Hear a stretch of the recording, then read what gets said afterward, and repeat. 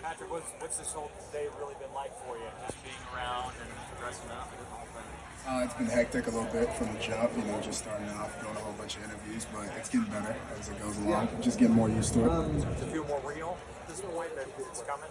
Yeah, it definitely feels more real now. I'm very excited for the season.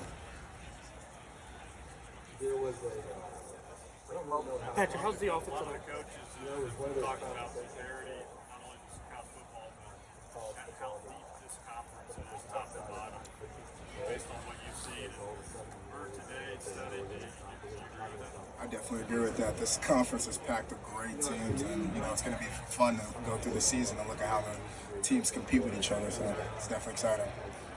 What's the most funny, interesting, memorable question you got today?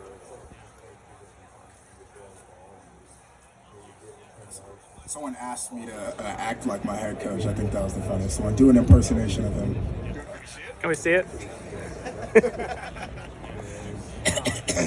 Hey, Pat. That's all we're giving. For those of us who weren't ready, do it again. Hey, Pat. Hey, what about the offensive line? Can you kind of give us an overview of how you think that this unit has come along, from spring to now? Yeah, it's definitely a veteran group. We got a whole bunch of returners coming back at right tackle. We'll have Ruben Unije, absolute baller at right guard. Tank Jenkins, our center, obviously. I've seen him today. Jack, left guard, Tyler Johnson, and I'll be on the left side. Patrick, you guys, new quarterback, new offensive line coach, new conference. What is that adjustment period like so far? It's definitely been, we've had to adjust a little bit, having the same O-line coach, like you said, and quarterback for the past 4 years. Going into the spring, we just had to, find that gel and get to know each other on a different level. Is there a little extra urgency to be gel more with this new environment? Yes, definitely. We definitely have to speed things up, but, I think we're at a good place right now. Patrick, what did you learn from those consecutive Big 12 games last year in non-conference play against Tech and Kansas? How can you apply anything you've learned this season when you play on a daily basis? Definitely learned that you have to finish games, and that's an emphasis that we went into coming into the spring. It was basically finish, playing Big 12 teams last year. We didn't finish last year, so this year definitely harping on finish. That's what's important. You lose a lot, but how much do you think that continuity on the offensive line is going to really set you guys up for success this year? I think the games are won in the trenches, so the D-line and the O-line have to be on a different level for us to have success. Pat, Dana wasn't ready to sort of tip the scan on quarterback, but between Donovan and Lucas, can you kind of give us an idea quality-wise what you see in both of them? You probably know a little bit more about Lucas, but just from Donovan, what you've seen. I'd say they're both great players, honestly. Both play the game at a really high level. You spent a lot of time this offseason with a bunch of training stuff and starting Instagram, a bunch of places. What'd you add to your craft this offseason? Like, is there something you feel confident about heading in a new conference? I added some more, implements to my run game in the offseason. Working on my body, working on my flexibility, my hip strength, all that. What are some new things that the O-line is doing with this new offensive line coach? What are some things we can kind of expect new, different with this offensive line? I would say more pop in the run game. He harps on, getting the combo blocks between all 5 of us together. So definitely to see more dynamic and explosive runs. What's going to be different this year about your Texas winning last 2 years, but now It's definitely going to be different this year, being in the same conference as them. So basically having the same approach that we did last year, but this year really emphasizing finish against them. Back on quarterbacks, did y'all get it out of the way with Donovan about the double overtime, 4th and 20, all that stuff? Yeah, I think it's past now. I think he's definitely a Houston Cougar now, so we're all on the same page. Does that help him? What's the saying? If you can't beat him, add him. Does that sort of, at least what kind of gamer he is? Yes, definitely familiar with his game, seen it live in action, and excited to have him on our team. One of the things about this team is, Dana Holgorsen, he's made the move to the Big 12 before, just from a player's standpoint. How has his experience You know, he definitely runs an air raid offense. So, you know, I've had him as my coach since I've been here. So, you know, his system, the way he coaches, that's the only way I know the game college-wise. So I'm just used to it by now. In terms of preparation, has he sort of helped in that? Oh yeah, definitely. You know, but most of the preparation is done by your position coaches. So, but yeah, he's definitely facilitating that and emphasizing things that matter. Depending on how they line up, you probably see in practice Nelson, David, it's Brandon Mack and another. I mean, what do you see from those rush positions that lets you believe that, hey, if you're an opposing team's offense on you, you're gonna have some trouble, containing those guys? You know, I've definitely gone against them, especially Nelson for 4 years. So I know very well about his game, and to the offensive lineman, like you said, I mean, don't sleep on them. You know, those are dynamic players that get to the quarterback easily. So that's all I'm gonna say about that. When people think Houston thinks sexy skill positions and receivers, we sent 2 offensive linemen here today. What does that say about the offense, the program, et cetera, y'all? I would say that it says, you know, basically the leaders this year of the team are going to be mostly in the trenches. So because we have 3 guys from the O-line, D-line from here. So I'd say basically just showing that the veterans on the group are in the O-line and the D-line. Patrick, TCU's running the national championship. You guys coming into the Big 12. Y'all talk about that much about, hey, that could be us next year. That could be us. Is that something that gets you guys excited? Yeah, it definitely does. You know, seeing them last year and the success they had last year definitely shows that it's attainable from this conference. So definitely gives you something to look forward to. The way they beat Michigan, that didn't hurt you. No, that didn't hurt at all. That was fun to watch. Patrick, can you talk a little bit about the expectations you have for yourself versus outside expectations with you being a pretty highly rated draft pick? With that, you know, I don't really try to pay attention to those type of things, but what the expectations I have for myself this year is just being a better leader for my teammates and being more consistent on the field. I think if you're consistent, the rest will sort itself out.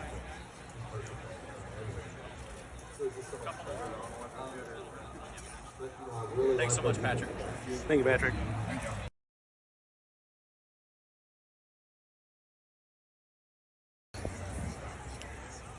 Moving a little closer to the line of scrimmage this year, how's it feel? Hello. I said moving a little closer to the line of scrimmage this year, how's it feel?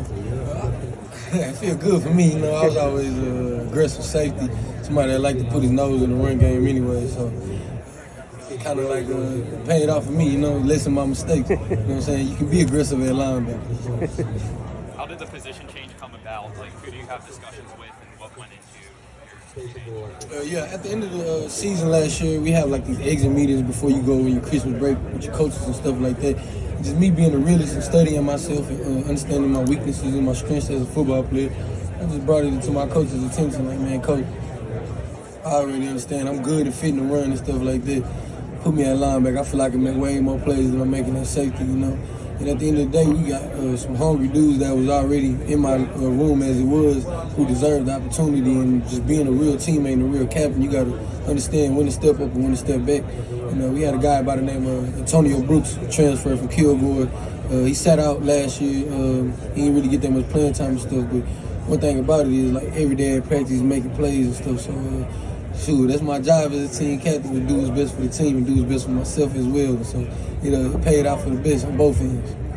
How important is this for the university to join the Big 12 before you were born, the Southwest Conference breaking up?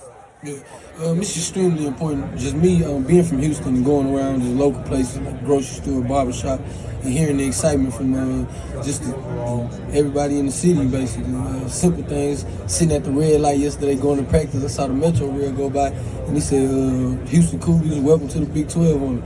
You know, I never seen nothing like that growing up my whole life. We had billboards and things like that, but for like commercial vehicles and stuff, like the city's taking time out to put emblems and things like that on everything that you walk around and see.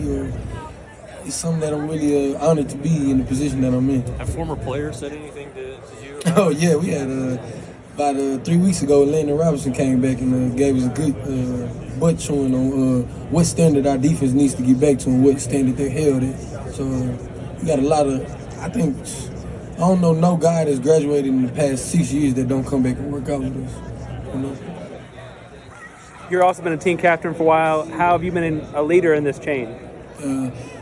I think just more or less paying more attention to detail. Not saying that we never paid attention to it, just putting more emphasis on it. Everything matters, every step matters, every rep matters, every hand placement on the blocker matters, you know. So just being more professional with the way that we practice and go about our day to day.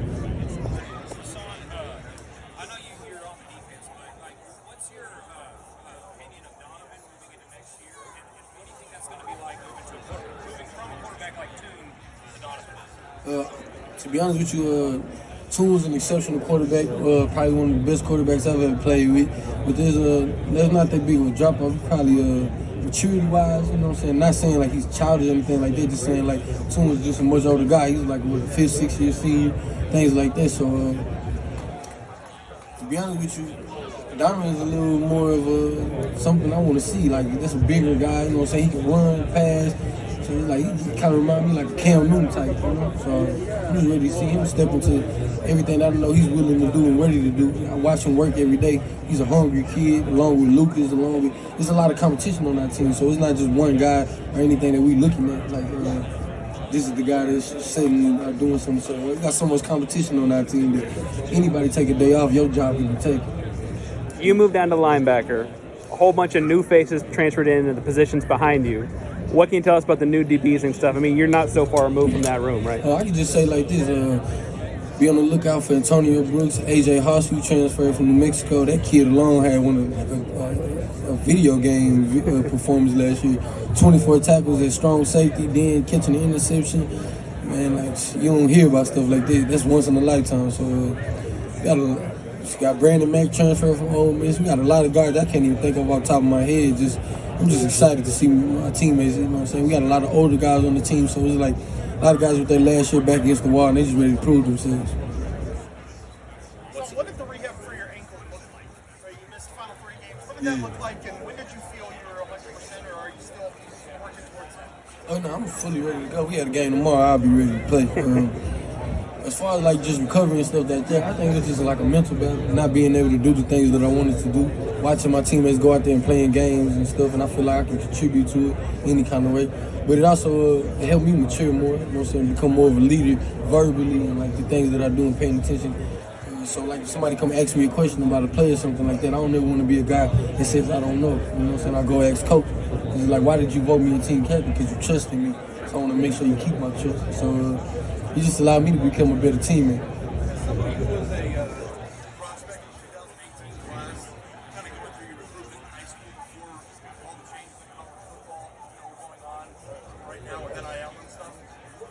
How did you find, or how do you find as a player at a Power 5 program your NIL value when you didn't go through the recruiting process here? How did you go about determining your NIL value on your own? If you had come through the recruiting process at a time in which it was prevalent? To be completely honest with you, at our university, I think it's a little different than a lot of universities. We don't really make NIL a big deal. Because at the end of the day, we were surviving our stipend checks before that. So, like, we blue-collar workers at the University of Houston. We're not out here for all the glitz and glamour, all these dollar signs and all that. At the end of the day, we're chasing the dream. So if you accomplish your dream, the money gonna come. At the end of the day, we fell in love with the people. We ain't fall in love with our logo, you know? You're not curious to kind of figure out like what you're worth or what you could earn? Not at all. I'm curious to see why I get drafted. Okay. Yeah.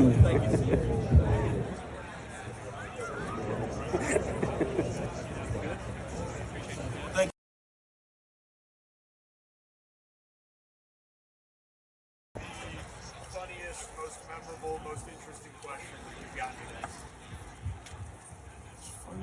I think the most memorable, somebody had me impersonate Coach Holgorsen, so I thought that was kind of funny. That's what Patrick said. So, how is your impersonation of Coach Holgorsen? You want to hear it?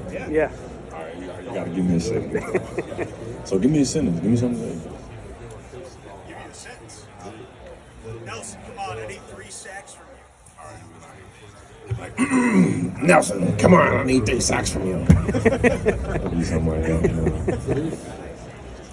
Nelson, being a Houston guy, what's it like? Sort of, you know, this has been the dream. This has been what the schools wanted for all this time, and you sort of had a front row seat to seeing it all happen.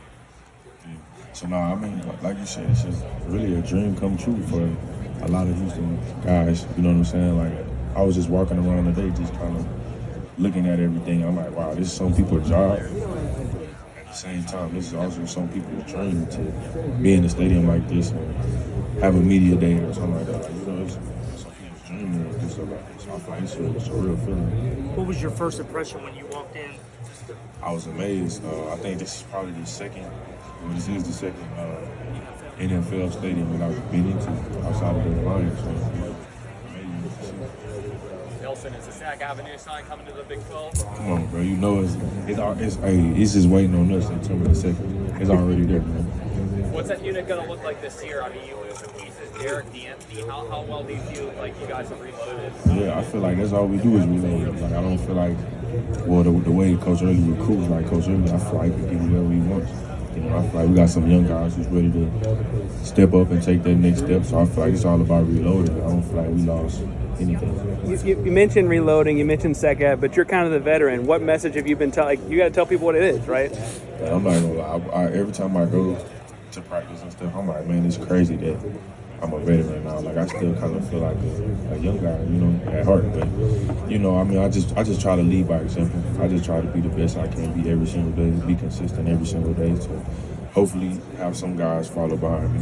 Do y'all have to vote on a new mayor for Sac Avenue or a CEO, or is D'Anthony going to do it sort of by proxy somewhere? I mean, nah, so pretty much, I mean, it's all about who's getting the most sacks. Whoever getting the most sacks, that's the mayor, that's the CEO.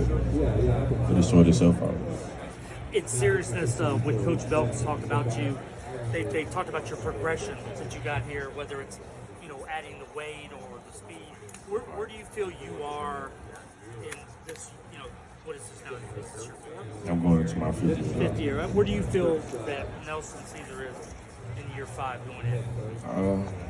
I feel like it's about time to take that next step. You know, I feel like it's time for me to really go ahead and take that next step as far as being an overall complete player.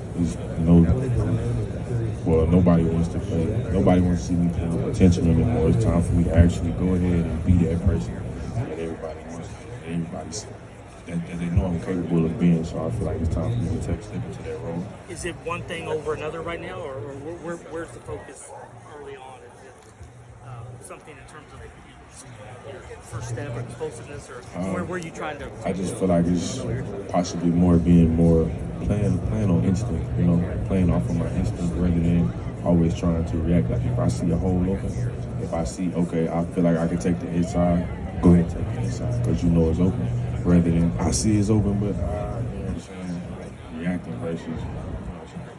Do you take into consideration? You see what Peyton Turner's doing today, but Logan Hall. You look at Derek's a fullback, but he still got drafted. D'Anthony was in a camp. What the potential is being a defensive lineman at Houston? Man, I'm telling you, it's high there. I feel like I said not too long ago, Coach Early, I feel like this is a defensive line. We put a lot of trust in Coach Early. So, like you said, it's a lot of potential there. Like, the keys are there. Coach Early says all the time, success leaves clues. So, it's all about if you're going to follow those steps or not. So. Nelson, how are you, as a leader on this team now, being the main guy on Sac Avenue the rest of this year, or for this year, how are you guys going to set the tone as a leader for this defense after kind of a struggle in 2022? You say, how would we set the tone? Yeah, how are you going to set the tone as a leader of the defense? Like I was saying, man, I mean, people respect results. So at the end of the day, if I'm just sitting around chirping, but I'm not making any plays, who's going to want to follow that? So I just feel like the first things first, I got to work on my consistency, work on me being the best version of myself that I can be every single day, to the point where, okay, now those guys want to follow me because they see what I'm doing, and now they see I'm getting results because of that. So one step at a time, I got to take care of me first. I don't know if you saw the preseason poll, the Big 12. Does that give you guys extra juice for consistency? Man, I would say this. Those Big 12, those preseason lists don't mean anything because if you look at the one we had last year, we were expected to go undefeated last year. TCU was Big 12 for this year. You said TCU was what? TCU and Big 12 preseason poll last year. Exactly, and then they went on, and, you know what I'm saying? So at the end of the day, those really don't mean anything. It's just somebody put together based off last season. It's a whole new season now, so. So when you got here, I can't remember. Were you switch positions, or did you come into? No, okay. Yeah, I want to make sure. But in terms of size you put on, what have you put on since you got here? Bro, I feel like I'm probably small balling, but like over 30 pounds, bro. Probably more than that. Probably more than that. That just come with being older, where you needed that, or did you feel like this is more in line where you should be, size-wise? I low-key do feel like some of that did come with age, but I feel like it was just maturity, because when I was young, I didn't want to wake up and eat breakfast. I was like, okay, I'm going to just go to practice, Now I know I'm older, much more mature, so okay, now I know I need to wake up, eat breakfast. That's what's going to help me maintain that weight, because I'm about to burn that practice. It just came with age, I would say.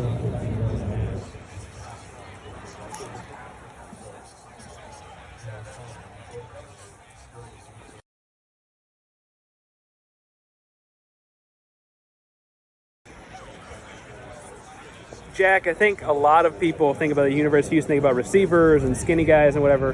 We sent 2 offensive linemen here this year. What do you think that says about the group and yourself at the center, kind of a leader of that group? Yeah, I mean, just like you said, we got 2 guys here that should kind of tell you about, our group as an individual whole, So, we got me, Pat, Tank, Ruben, Tyler,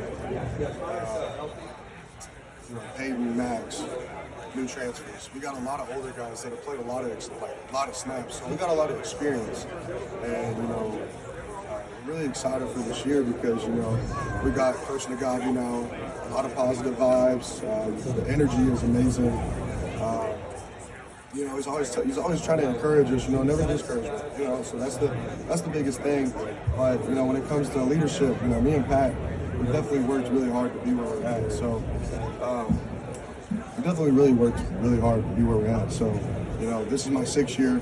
So, this is it's really surreal for me just being here and being able to represent our team and assuming the same impact.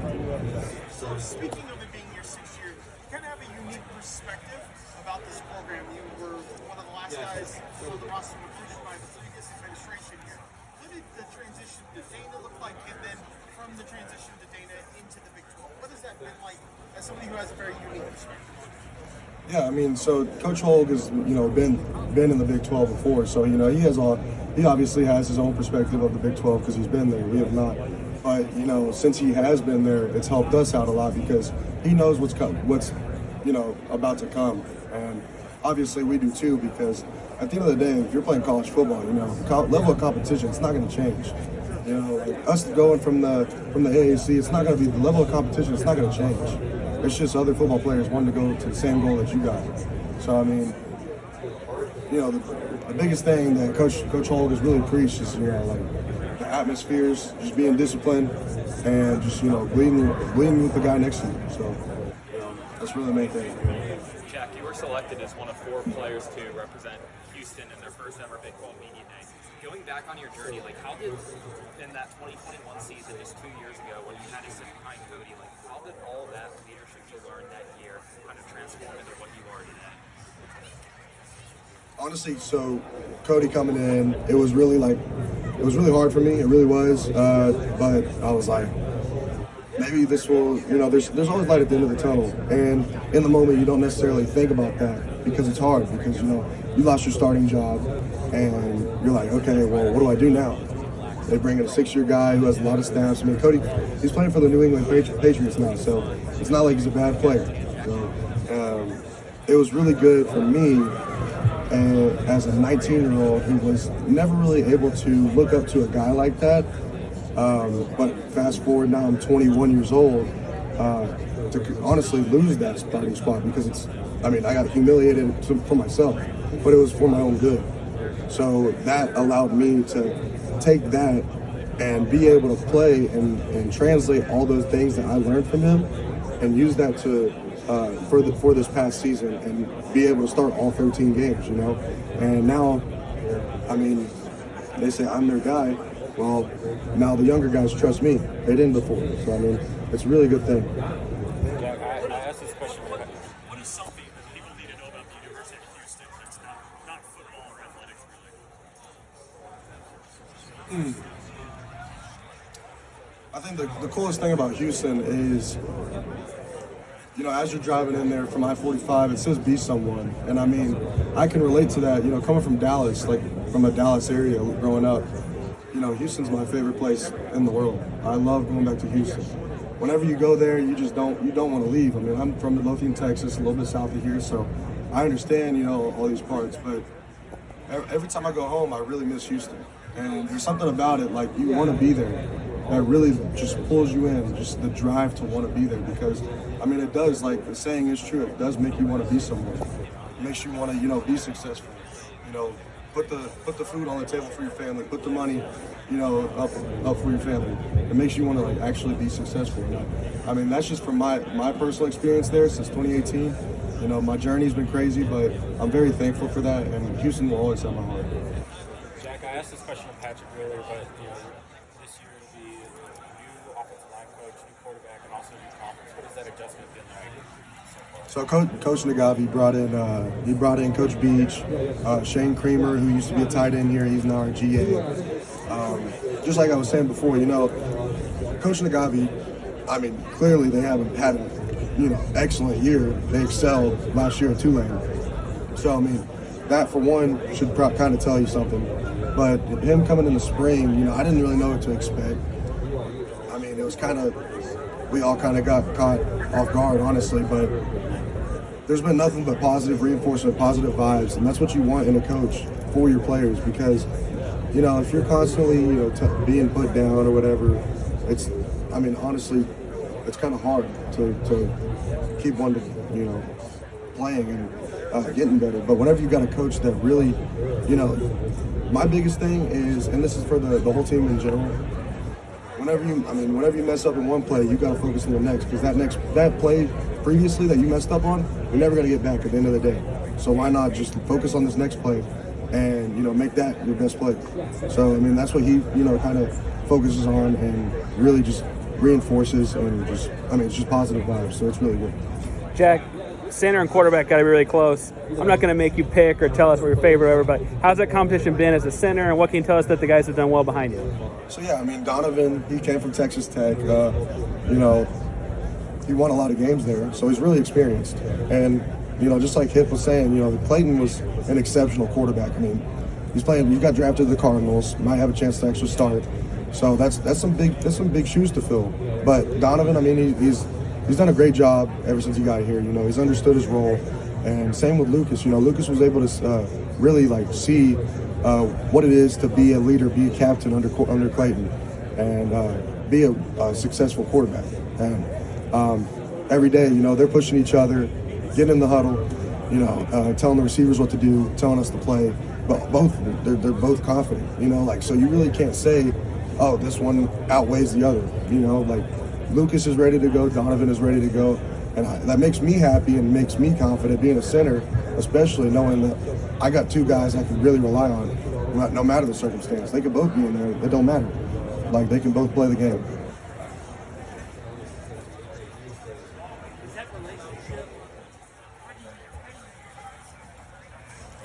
Dana, or build a trust factor? How do you take a while? Like you played a couple of years, but y'all played together. With the new guy coming in, does it sort of have to accelerate because you don't have a lot of time? Yeah, I mean, in all honesty, I didn't really know how I felt about Donovan when he first got there. I didn't talk to him for about a month and a half. I didn't say hardly any words to him.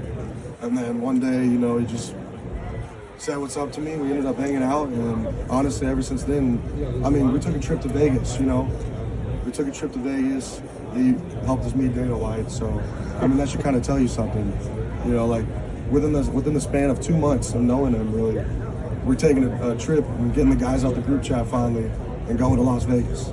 You know, so, like, that should kind of tell you something right there. Like, is it because of being a new guy or being on double overtime? Or what kept you from maybe breaking the ice? yeah, I mean, I wish you wouldn't have beat us in overtime. I mean, I still make fun of him. I'm like, bro, I pulled up the UH highlights versus Texas Tech the other day, actually, at his place, and we're watching it through. Get to that play, and I immediately turn it off, and he just starts laughing, and I'm just like, bro. But no, I mean, it was kind of a trust thing, you know. I kept my boundaries, I kept my guard up, you know. I mean, me and Clayton was pretty close, so it's a new guy, you know. Lucas is there. It was kind of a weird spot for me. It really was. Pat said they made him do a Dana impression. What's your Dana impression?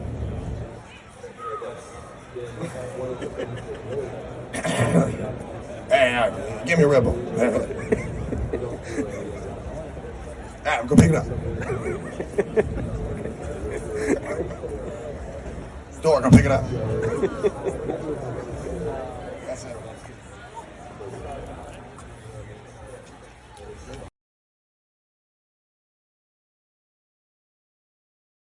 Of Iowa Wesleyan, and also losing Coach Leach in the same year, that made you kind of look back and have some perspective. Yeah, you know, I've known Mike for 32 years. You know, it goes back to Iowa Wesleyan. Shoot, it's 1989.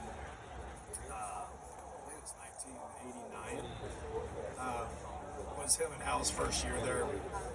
I didn't go. I went to St. Ambrose, which was in the huge city of Davenport, Iowa.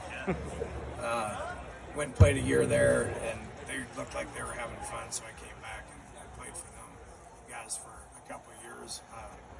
You know, rode those coattails to Valdosta, and, you know, the rest is history, so to speak.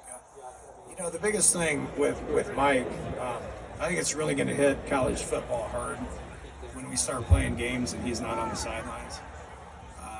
You know, I would argue that he's had more impact on football in general, obviously offensive football, but philosophies and you know, air raid and, you know, passing attack, practice plans, all that. He's had more impact on the game of football than, you know, arguably anybody in the history of football.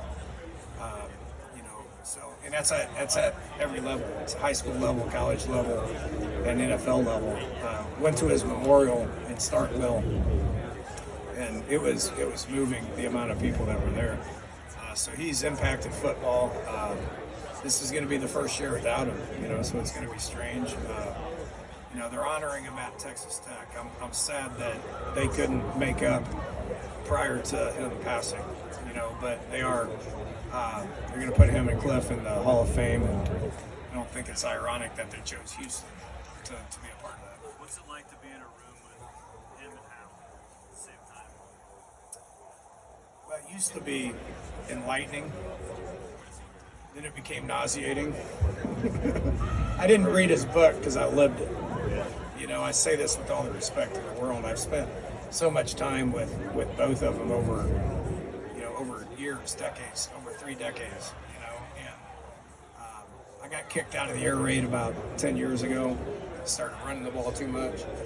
They let me back in last year because we threw in a lot.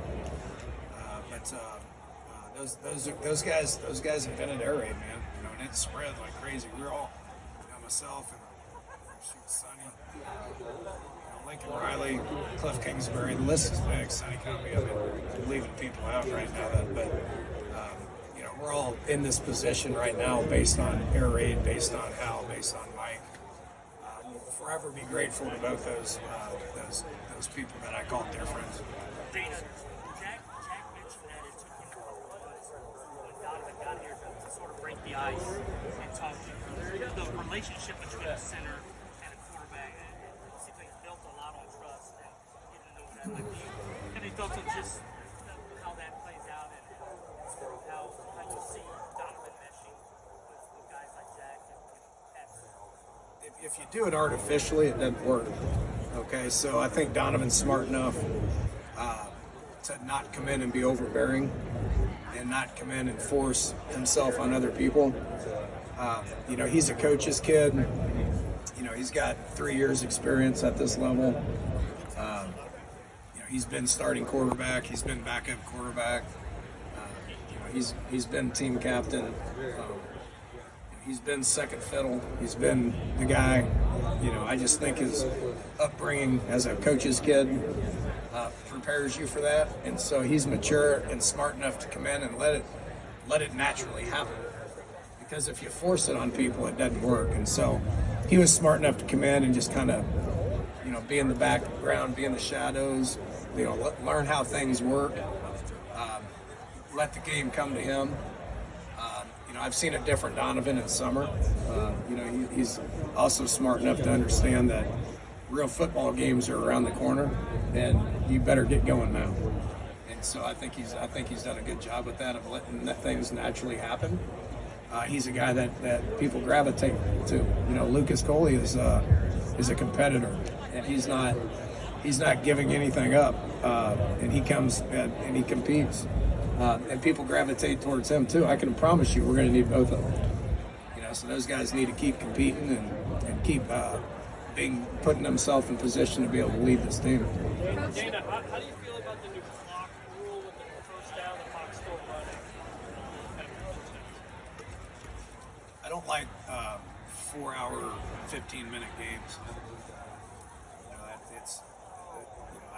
know, I've done things from a ball control point of view. You know, we weren't there last year, but 2 years ago we were top 3 in the country in time of possession. You know, I've prided ourselves on being able to run the football and shorten games when we have leads. So, in my opinion, whatever shortens the game, I'm all in favor of. You know, so I don't think it's that big of a deal. Is it going to be an adjustment? I don't think so. You know, teams tend to tempo the most after a first down anyway. So keep that thing running. What do you hope that Kenichi brings to you? Can you talk about him yet, or is that signed official? No, I don't think so. I don't think we can. So to be on the safe side, I won't talk about it. Coach, circling back to Loving and with your leads there too, based on what Coach Dana did in this year, what Texas Tech did as a whole, what were your overall thoughts on that season? Yeah, very impressed. We should have won. I don't think anybody would disagree with that. If you know how that game went, we should have won. And it still makes me sick. It makes me want to, you know, go be by myself when I think about it. But the good news is the guy that made the play is on our team now. You know, so couldn't be impressed more with what they've done as a program. I got a lot of ties there. You know, I've got to know Joey pretty well over the last few years, and he's an outstanding individual. He's a great football coach. He's fun to be around. He's a great recruiter. What they've done administratively is impressive. I know Cody Campbell and John Sellers very well, who have given more to that program than probably anybody else has. So, you know, looking forward to competing with those guys every year. And I think there's going to be some battles. And I think they know it's coming too. Do you care about the preseason rankings at all? Are those real? Well, no. Do you think the new guys got shortchanged? I don't even know what it is, to be honest with you. I mean, I don't really pay attention to preseason stuff. I know that sounds like coach speak, but it's the only way coaches know how to address that. Well, if I can use anything as a motivator, I'd use it. So that's for me to know and for you guys to not know. Coach, I have a conversation here. Just what do you hope to get from a guy like Brian George at the program? What do you see? Not enough.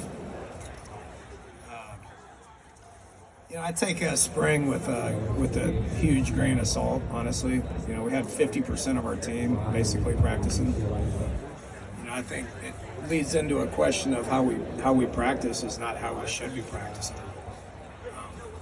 You know, other teams don't do it like this. You know, if you're gonna like practice, you kind of want to be able to practice with your team. I know spring's kind of about development, but I would sacrifice springtime to have more summertime or camp time when we actually have our full team. You know, so I don't really like to comment on what I saw in spring out of certain individuals. You know, I think you need to get prepared to be able to compete hard in August, and that's what I'm looking forward to seeing. What do you like with what you saw from him? I guess just as a prospect for this team, this season, what he did. You know, I really don't want to talk about a specific one. There's 42 of them. You know what I'm saying? Yeah. So there's just a lot of new guys that I don't know enough about because I haven't seen enough. We didn't tackle one time in spring, you know. So, you know, and then we added 26 more people in June. So, you know, the days of me evaluating people in spring practice are pretty much over. And I think our calendar is going to change, and we're going to be able to practice more when we have our team, which will be able to form more and better assessments on kids. You mentioned the 42 new players. What is that process going to be like, you know, in the summer and the fall? Not only getting the returning players ready for a new conference, but getting the new players ready for a new season. You tell me. I don't know. I mean, it's challenging. I'm not complaining. Everybody's dealing with the same thing. I mean, this is not me up here griping about not having a time to get our team prepared. It's the same amount of time that UTSA has with all the new people that they have coming in. So, you know, we're all on the same playing field. You know, I think, you know, the last couple weeks of July are more important than they ever have been. And I think camp is the most important that it's been. You know, and there's, you know, don't forget they changed camp rules a couple years ago to where you can only actually practice the way that you want to practice a handful of times prior to the first game. You know, it's like the NFL, you know, they practice, I think, 9 times prior to preseason game number 1, you know, but they also have mini camps when we don't have mini camps. They have bigger OTA style stuff prior to us not having that. So, you know, the rules are different, but I think we need to come together as an organization, which we're still governed by the NCAA, so they need to allow us to happen to the point to where we make some changes to be able to answer these questions a little bit better a couple weeks before camp starts. Dana, when you weigh position needs, does Tony Mathis a must? I mean, just to get a guy like that late? Yeah, it was. You know, obviously when we lost a guy, you got to go out and replace that guy. And so, you know, we did what everybody else does. You lose a key piece, you open up the transfer portal and you look for what's in there, right? And so, you know, obviously I know Tony from recruiting him back 4 years ago. It didn't have any impact on him wanting something new. I mean, there's an internal clock for a lot of kids that expires, and the best time it expires is when you graduate. You know, I'm a bigger proponent in one-time transfer for graduates than I are undergraduates. You know, but when you graduate, you have options. And so, you know, he's played in either 21 or 31, I think it's 31 Big 12 football games. That's pretty important, you know. And so I'm very comfortable with our running back room right now, especially because we added somebody with that kind of experience. Dana, when the Big 12 move was first announced in September 2021, was there anything you looked at in your program, you're like, this, having Big 12 experience yourself, saying this isn't Big 12 caliber, that you think that you've made the strides to get there today? Well, we'll see here pretty quick. But I think so. I think a lot of the bodies going, you know, a lot of the bodies leaving the program, I'll say that the opposite way. A lot of the bodies coming into the program look different than the bodies leaving the program. We did a pretty extensive test on what our team looked like compared to Big 12 teams, you know, from a height and weight perspective. I'm not talking about talent. You know, at the end of the day, you want talent over measurables, but you need to start chipping away at the measurables. And we have got bigger at every position. Talked about how Mike versus this organization. Big 12 always kind of led that. Now that you come back, do you see that continuing as they play you guys? Yeah, I mean, there's always going to be, you take each and every one of the programs out there, there's going to be air-raid principles in there. I mean, you know, I remember when we joined the league in 2011 at West Virginia, everybody was running air raid, and I mean everybody. You know, obviously, you know, Tech was, you know, Oklahoma State was based on me being there a couple years prior to that. Everybody was. It's evolved, 10 years later. I mean, it's evolved, So there's air raid principles everywhere, and that ain't ever going to change. How much it's morphed into other offenses, I think each and every one of them is probably a little bit different. We've changed a lot over the last few years. Haven't lost sight of some of the principles that have been good to us, but we've changed an awful lot. How we practice, with how we call plays, with what the plays are, what the pre-snap stuff is. I mean, there's been a lot of change, and I think each and every one of the coaches that were a part of the air raid would say the same thing. Coach. Time there at Oklahoma State, Justin Blackman's up for the Hall of Fame this year. What do you remember about coaching him, and what did you stand out wide receiver? And dude was different. I remember my main coaching point to Brandon Whedon. If we were kind of struggling, I'd say just throw it to 81. I don't care how or what the play is, just throw it at him. And it's funny, Robert Allen over there, we were talking a little bit ago. He remembers the halftime adjustments at against Louisiana Lafayette. And the main adjustment was Brandon, if you don't throw it to 81 10, 15 times in the second half, I'm going to bench it. And he threw it at him, and he caught everything. He's a great player, man. It's sad how the NFL thing turned out. I don't know anything about that, but he's a special player. Coach, from afar, what did you think of the TCU Horned Frogs and just the job Coach Dykes? I followed it very closely, very closely. Obviously, me and Sonny competed against each other, at Houston SMU. 2 of the 3 years COVID we didn't play. But him taking that step to TCU, I've competed hard against TCU for a lot of years. But Sonny's my buddy, and watching him resurrect his career has been fun to watch. Good for him and his family. Making that switch and catching fire and winning some of those games, and I think gave hope to everybody. So not saying that anybody's going to duplicate what they did last year. That was pretty amazing, But I followed it closely. I did 100 interviews leading up into that championship game, and happy for him and Kate. I know Kate's running around here somewhere. Happy for them, and now I want to compete against them again. So the happiness is over. Coach, you talked a lot about how talented the wide receiver room is going to be this fall. I think a lot of people are excited to see what that is. But the offensive line is the one that showed up today, right? There's a lot of leadership in the group. What can you tell us about the rest of the offense and those guys? Like, what does the rest of it look like? Yeah, Pat and Jack are staples with our offense. They've started for 4 years. They've been here going on 5 years now. Those guys deserve to be here. They've played a lot of ball.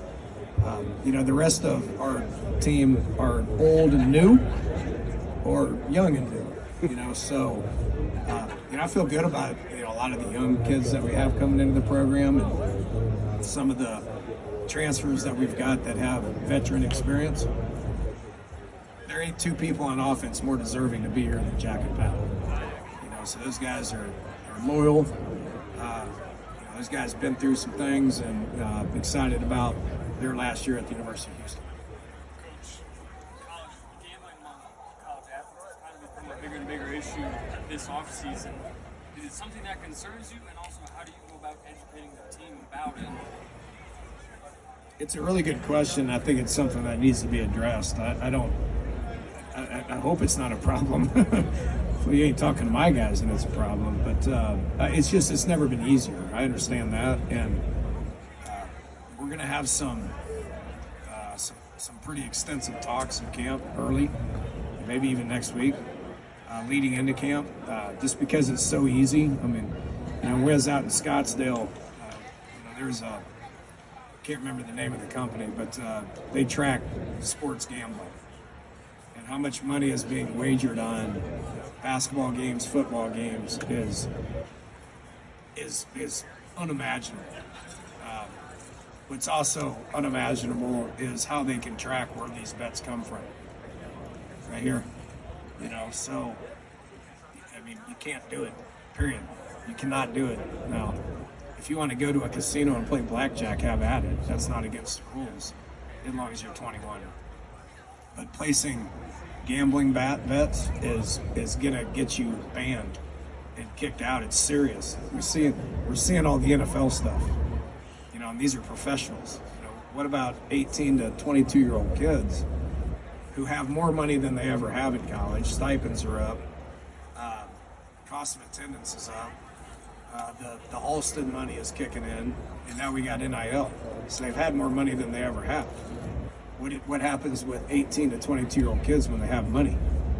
You know, sometimes they don't make good decisions. And so it's a good question. It's something that needs to be brought up, and I can promise you that I'm going to have these conversations with our team quickly because it's serious. And the number one thing that can get you kicked out real quick is that. So I do think we need to. I do think that we need to. We don't need to ignore it. We need to talk about it. We need to educate them. That's at least what I'm going to do. I apologize if you've been asked this already. Hi Don, how you doing? Good. All right. Can you talk about just influence on you from your dad? When the first day you walked in that check when you were 29 years old, I think. You know, just kind of what he meant to college football and seeing yourself on the stage today, Sonny, and so many guys in this coach. Yeah, you missed about 10 minutes of it earlier. I would talk about him forever. I will. Talk about him forever. I would argue that he's had more influence on football than potentially anybody in the history of our game. He left that kind of a legacy. You know, I was glad to hear that Texas Tech is putting him in the Hall of Fame or the Ring of Honor, whatever they're doing. I know Cliff is coming in as well. Sad that he can't be there to be a part of that mending of a relationship. You know, it's sad how that ended. But you look back at what he did for his 10 years at Tech. I mean, it's pretty remarkable. You know, and did the same thing at Washington State. Was doing the same thing at Mississippi State. So, you know, he was a dear friend that I knew for 32 years, and you know, he's going to be deeply missed. Dana, what? Sorry. Coach, I know you said you don't want to analyze individual players, but can you just touch on some of the growth and maturation that you've seen from some of your younger guys on the offense? Well, I haven't seen a whole lot, but we talked about Jack and Pat. Those guys are awesome. We got 3 other offensive linemen that are all older veteran guys who I expect big things out of. Our running back room is inexperienced, but Stacy Snead is really starting to show up a little bit. Brandon Campbell didn't practice in the spring. But expecting big things out of him. He was one of our main guys early last year. Then receivers, everybody wants to talk about the young kids because the young kids are fun to talk about because they're 4-star and we don't get too many of those. But Joseph Manjack is a different kind of breed. Matt Golden is as good as advertised, and Sam Brown is maturing, which is what we all want to hear. So, there's key pieces that look like Big 12 players to me. I just got to get back to coaching a little bit. Sam, what you got? What are the things that have to happen for this team to be correct? Like when you look at you going to camp, you're going to have questions you want to answer. I need some of that first year Sonny luck.